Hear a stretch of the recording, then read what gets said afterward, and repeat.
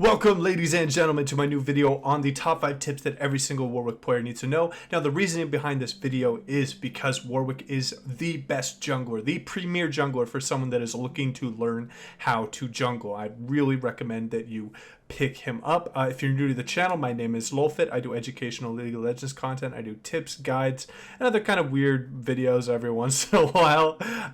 I've peaked at Diamond 4 experience, so I have a pretty good understanding of the game. I really specialize on helping people get out of bronze, silver, and gold. So if that sounds like you, you should join the Discord in the description. Subscribe to the channel. I'm really interactive. If you have any comments or questions, you can do that on the YouTube comment section or in the Discord, and I will get around to helping you out. So without further ado, let's jump into the 5 tips that I think every single Warwick player needs to know.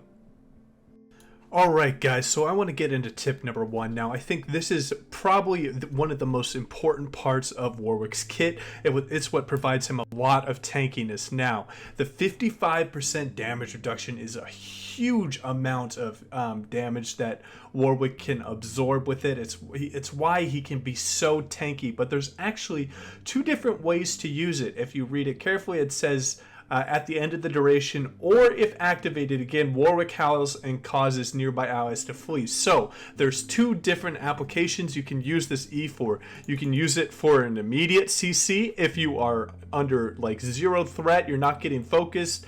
Maybe you're just here. Let's just kind of visualize it up here. Let's spawn an enemy. Say you're 100% health, he's getting chased down, and all you want to do is just get CC on him. You can just instant recast it, because what's going to happen with here, let's do it with the auto refresh cooldowns off.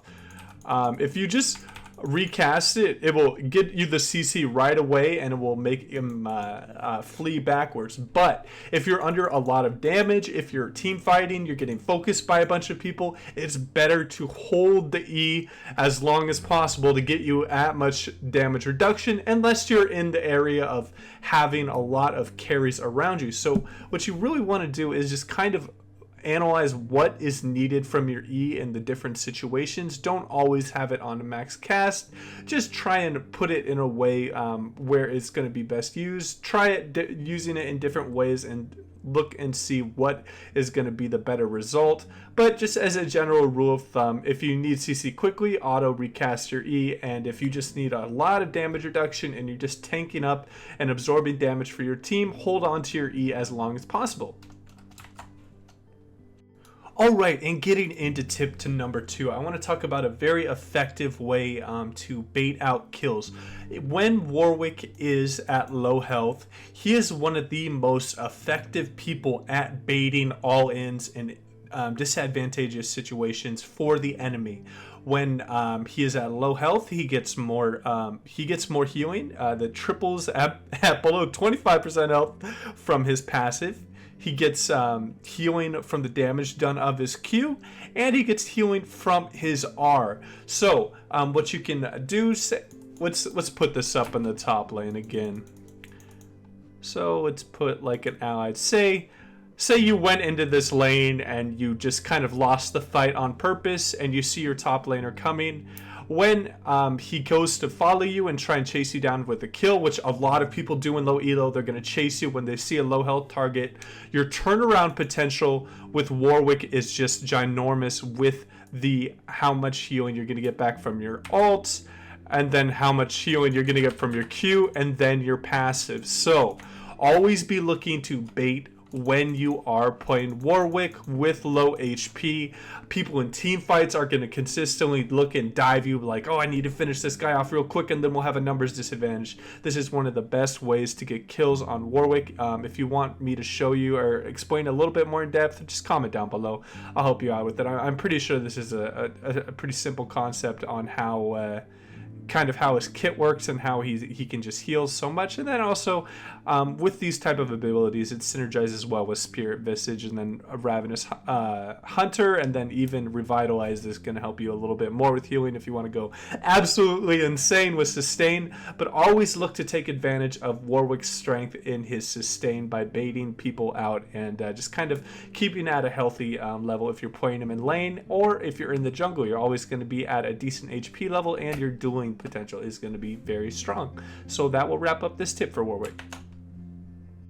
All right, let's get into tip number 3. Now, this is my absolute favorite part of Warwick. He has such just an interesting kit with this Q. So let's just read it real quick. Warwick lunges forward and bites his target. While the key is held down, he will attach to the target and then leap behind them. On release, he deals X damage and the target's maximum health is magic damage. While attached, Warwick follows any movements that can make and cannot be displayed. So if there's someone flashing, if there's someone doing any kind of mobility spell, you'll still end up behind them. This provides him a great amount of chase potential. Also, having your E up and being behind them is going to most likely fear them back in a way that they do not want to go. So obviously you can all right, let's put this on. You can Q over the wall, and then I can follow it if he dash. So always keep in mind that once you get that that leash on the Q, that there's no way that they're gonna get away. He is really great at chasing people down. Just be very wary of getting. Sometimes when people are given a kit that really just lets them chase people down really hard, just don't over chase.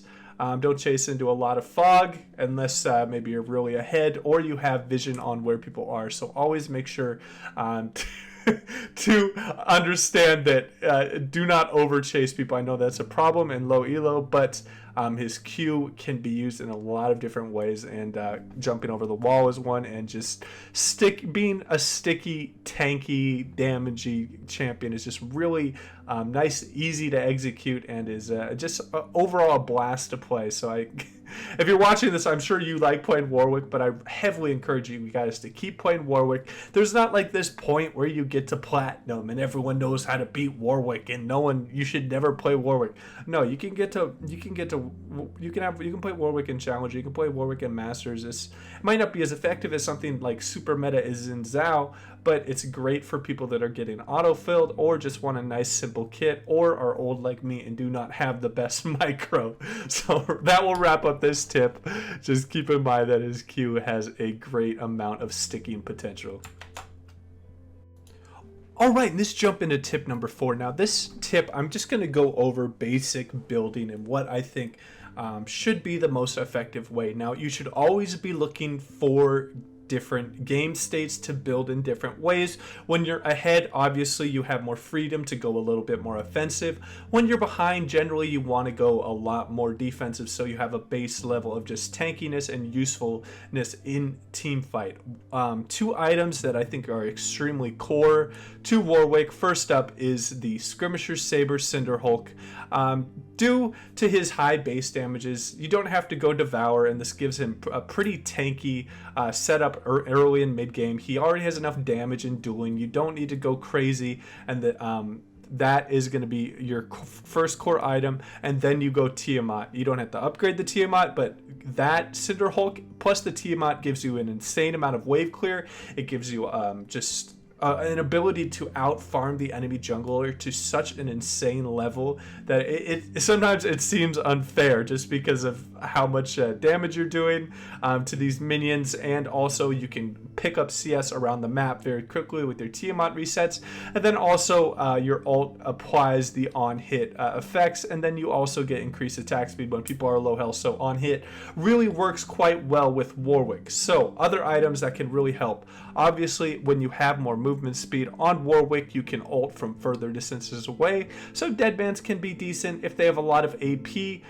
that is a little bit bursty and you can just kind of heal back after it, they don't have like insane consistent damage that healing won't be the best against. Spirit Visage can be a great pickup. There's Iceborne Gauntlet if you want a bit of armor and you want some mana and cooldown reduction, because cooldown reduction is really nice with this healing from his Q. So just really look to see, hey, this team has a lot of bursts. Maybe I should go some anti-burst items like Sterix or Guardian's Angel. Hey, this team is super consistent damage. Maybe I need to go something like Randuin's. Hey, they have this one really big carry. I need to go some items that I can chase him down with. Just always be looking to adapt to the game state. Do not go on pro builds or the different websites that help you. I can't name them all off the top of my head, but don't go there and see one pro did this and then build that every single time. That is one of the biggest no-nos in League of Legends. Always look to see what your team needs. First of all, if you already have a shitload of damage and a couple of them are doing well, you don't need to build damage. Just go tanky and fill in the spot what your team needs, and overall your team will be stronger. And then looking at what carries are doing well on the enemy team and what carries aren't. If there's an 0-7 Caitlyn and he's the only AD, you don't really need to build much armor. So always look at it critically. And yeah, that'll wrap up the tip for Warwick. If you have any specific questions about particular items, I can help you out for sure in the comments down below. All right, let's get into tip number 5. It's I would say pretty fun, but it's actually one of the most important parts of Warwick, and it is his ult. It is actually affected in range by how fast how fast you are moving. So if you are going extremely fast, like I think this build will allow me to go pretty fast, you can ult a really, really long distance. So just get used to how far the ults are. There's a little bit of a red circle around showing you how far your ult will go. So just always use that as a little bit of a guideline and understand that with everything, every movement speed thing you use, the red line will expand. So once you master that, there's absolutely nothing worse than playing Warwick and missing an ult because you didn't think, you overshot it, you undershot it, it was 2 to the left, 2 to the right. Just really make sure you practice the ult. Maybe do like maybe a standard build that you're going to be using a lot, and try and just go into the practice tool and just get that distance down to like a T. Just know exactly how far it is. Just keep doing it over and over again until it's just ingrained in your brain and exactly where it needs to be. Set up some target dummies, and you'll be a pro with his ult in no time. Personally, I admit I've missed a couple ults for sure. None of us are perfect. So get into that practice tool and practice it with different movement speeds. That'll wrap up the video, guys. If you enjoyed the content, please remember to like and subscribe. And as always, guys, take it easy.